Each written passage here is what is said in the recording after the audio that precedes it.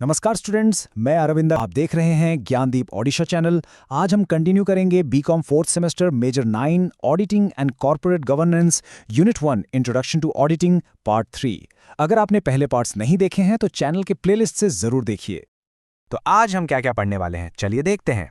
सबसे पहले हम समझेंगे कि एक फाइनेंस मैनेजर होता कौन है। उसके बाद हम उनके काम यानी फंक्शंस को डिटेल में देखेंगे। फिर आएंगी उनकी जिम्मेदारियां यानी रिस्पॉन्सिबिलिटीज, और आखिर में हम बात करेंगे कि ये रोल इतना इंपॉर्टेंट क्यों है और सारे टॉपिक को कंक्लूड करेंगे। Okay, so let's start with the first section. सबसे पहला और सबसे बेसिक सवाल, who is a finance manager? देखिए, सिंपल शब्दों में एक फाइनेंस मैनेजर वो पर्सन है जो कंपनी के सारे फाइनेंशियल एक्टिविटीज के लिए रिस्पॉन्सिबल होता है। उनका काम 4 मेन चीजों में बटा हुआ है। सबसे पहले प्लानिंग, मतलब पैसा कहाँ से आएगा और कहाँ खर्च होगा, इसका प्लान बनाना। फिर आता है ऑर्गेनाइजिंग, सारे फाइनेंशियल रिसोर्सेज को ठीक से जमा करना और अरेंज करना। इसके बाद है डायरेक्टिंग, अपनी टीम को गाइड करना ताकि फाइनेंशियल प्लान ठीक से एग्जीक्यूट हो। और लास्ट में कंट्रोलिंग, ये चेक करना कि सब कुछ प्लान के हिसाब से ही हो रहा है या नहीं। वो सिर्फ देखते नहीं बल्कि एक्टिवली हर दिन कंपनी के फाइनेंसेस को मैनेज करते हैं। अब जो पूरा फाइनेंशियल मैनेजमेंट है वो 3 मेन पिलर्स पर टिका हुआ है। पहला है एडिक्वेसी। इसका मतलब है कि कंपनी के पास हमेशा सफिशिएंट फंड्स होने चाहिए ताकि काम ना रुके। दूसरा पिलर है यूटिलाइजेशन। सिर्फ पैसा होना काफी नहीं है, उस पैसे का अच्छे से इस्तेमाल यानी ऑप्टिमम यूटिलाइजेशन भी होना जरूरी है। पैसा बेकार नहीं पड़ा रहना चाहिए। और तीसरा और बहुत इंपॉर्टेंट पिलर है स्टेबिलिटी। इससे ये इंश्योर होता है कि बिजनेस फाइनेंशियली स्टेबल रहे, लॉन्ग टर्म तक सेफ रहे। ठीक है, अब एक बार शॉर्ट में रिवाइज कर लेते हैं। हमने पढ़ा कि फाइनेंस मैनेजर का रोल 4 चीजों पर बेस्ड है: planning, organising, directing and controlling. और उनका पूरा काम 3 पिलर्स पर खड़ा है। एडिक्वेसी मतलब काफी पैसा होना, यूटिलाइजेशन मतलब पैसे का सही इस्तेमाल, और स्टेबिलिटी यानी फाइनेंशियल सुरक्षा। अब हम आगे बढ़ते हैं हमारे नेक्स्ट इंपॉर्टेंट टॉपिक पर, functions of a finance manager. ये एग्जाम के पॉइंट ऑफ व्यू से एक बहुत ही इंपॉर्टेंट क्वेश्चन है, तो इससे ध्यान से समझिएगा। सबसे पहला फंक्शन है फाइनेंशियल प्लानिंग। ये कंपनी के लिए एक फाइनेंशियल रोड मैप बनाने जैसा है। इसमें 3 स्टेप्स होते हैं।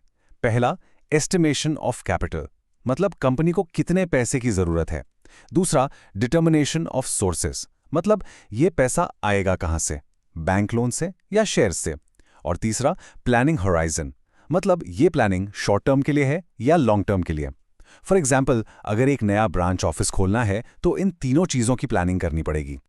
दूसरा फंक्शन है इन्वेस्टमेंट डिसीजन। ठीक है, कंपनी के पास पैसा आ गया, अब उसे कहाँ इन्वेस्ट करना है ताकि सबसे ज्यादा रिटर्न मिले। यहां पर रिस्क और रिटर्न के बीच एक बैलेंस बनाना पड़ता है। इसके लिए कैपिटल बजटिंग जैसी टेक्निक्स यूज होती हैं, जिससे लॉन्ग टर्म प्रोजेक्ट्स को इवैल्यूएट किया जाता है। और इसके लिए नेट प्रेजेंट वैल्यू यानी एनपीवी जैसे टूल्स यूज किए जाते हैं, जो ये बताते हैं कि कौन सा इन्वेस्टमेंट आगे जाकर ज्यादा फायदेमंद होगा। तीसरा फंक्शन है फाइनेंसिंग डिसीजन।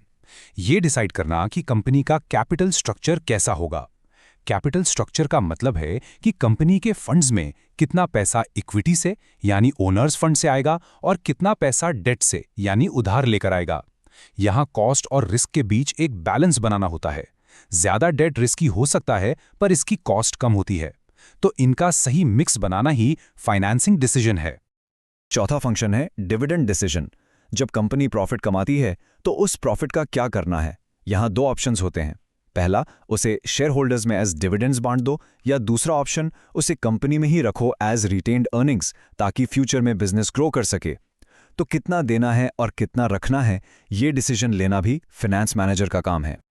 पांचवा फंक्शन है working capital management. Working capital मतलब वो पैसा जो कंपनी के डे टू डे ऑपरेशंस के लिए जरूरी है। ये एक साइकिल में चलता है। कैश से आप इन्वेंट्री खरीदते हैं, उससे सेल्स करते हैं और फिर कस्टमर से पैसा कलेक्ट करके वो वापस कैश बन जाता है।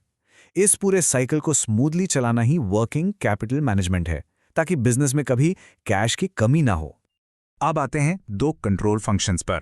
छठा फंक्शन है कॉस्ट कंट्रोल। इसका सिंपल मतलब है कंपनी के खर्चों को कम करना, वेस्टेज को रोकना। और 7वां फंक्शन है फाइनेंशियल कंट्रोल।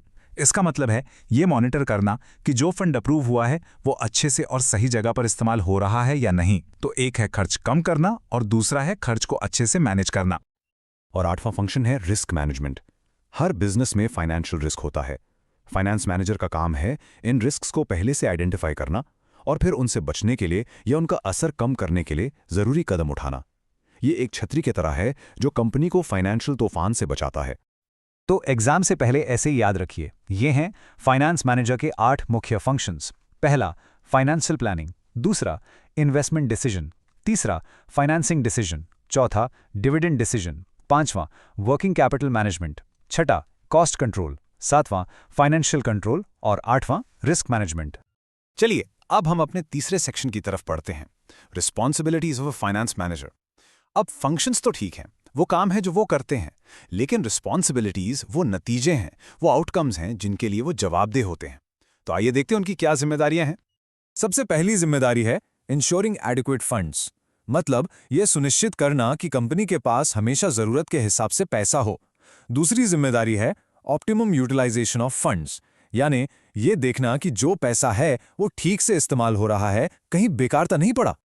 अगली जिम्मेदारी है मेंटेनिंग लिक्विडिटी। लिक्विडिटी का मतलब है कंपनी की शॉर्ट टर्म लायबिलिटीज को पे करने की एबिलिटी, मतलब कंपनी अपने छोटे मोटे बिल्स टाइम पर दे पाए। उसके बाद जो रिस्पॉन्सिबिलिटी है वो सबसे इंपॉर्टेंट है, मैक्सिमाइजिंग शेयर होल्डर्स वेल्थ, यानी कंपनी के शेयर्स की मार्केट वैल्यू को बढ़ाना। यही एक कंपनी का प्राइमरी ऑब्जेक्टिव होता है। और आखिरी 2 जिम्मेदारियां, एक है फाइनेंशियल स्टेबिलिटी, एक बैलेंस्ड कैपिटल स्ट्रक्चर मेंटेन करके कंपनी को फाइनेंशियली स्टेबल रखना, और दूसरी है लीगल कंप्लायंस, यानी सारे फाइनेंशियल लॉज, टैक्सेस और रेगुलेशंस को ठीक से फॉलो करना ताकि कंपनी को कोई लीगल प्रॉब्लम ना हो। तो चलिए इन मुख्य जिम्मेदारियों का एक शॉर्ट रीकैप कर लेते हैं। फिनेंस मैनेजर रिस्पॉन्सिबल है एडिक्वेट फंड्स के लिए, उनका अच्छा यूटिलाइजेशन के लिए, लिक्विडिटी मेंटेन करने के लिए, शेयर होल्डर्स वेल्थ को मैक्सिमाइज करने के लिए, फिनेंशियल स्टेबिलिटी बनाए रखने के लिए और सारे लॉज को कंप्लाई करने के लिए। ये उनके कोर ड्यूटीज हैं। अब हम अपने फाइनल सेक्शन पर आ गए हैं। यहाँ हम समझेंगे कि एक फाइनेंस मैनेजर का रोल इतना ज़रूरी क्यों है और इस टॉपिक को कंक्लूड करेंगे। तो ये रोल इतना इंपॉर्टेंट क्यों है? क्योंकि एक फाइनेंस मैनेजर किसी भी ऑर्गेनाइजेशन की बैकबोन यानी रीढ़ की हड्डी होता है। वो रिसोर्सेज का अच्छा मैनेजमेंट इंश्योर करते हैं, वो बिजनेस को ग्रो करने में, एक्सपैंड करने में हेल्प करते हैं, वो शेयर होल्डर्स के इंटरेस्ट को प्रोटेक्ट करते हैं, और सबसे ज़रूरी, बिजनेस के सर्वाइवल के लिए उनका काम बहुत ही वाइटल है। तो इस पूरे डिस्कशन को कंक्लूड करते हुए हम कह सकते हैं कि फाइनेंस मैनेजर एक की एग्जीक्यूटिव है जो कंपनी की सक्सेस में एक बहुत ही वाइटल रोल प्ले करता है। वो प्रॉपर प्लानिंग करके, फंड्स का इफेक्टिव यूटिलाइजेशन करके और कंपनी को फाइनेंशियली स्टेबल रखकर उसे अपने ऑब्जेक्टिव्स अचीव करने में हेल्प करता है। वो सिर्फ नंबर्स नहीं देखता, बल्कि कंपनी का फ्यूचर शेप करता है। आज हमने इस पार्ट में ये टॉपिक्स पढ़े। अगर वीडियो पसंद आए तो लाइक करिए, ज्ञानदीप ओडिशा चैनल को सब्सक्राइब करिए। धन्यवाद स्टूडेंट्स।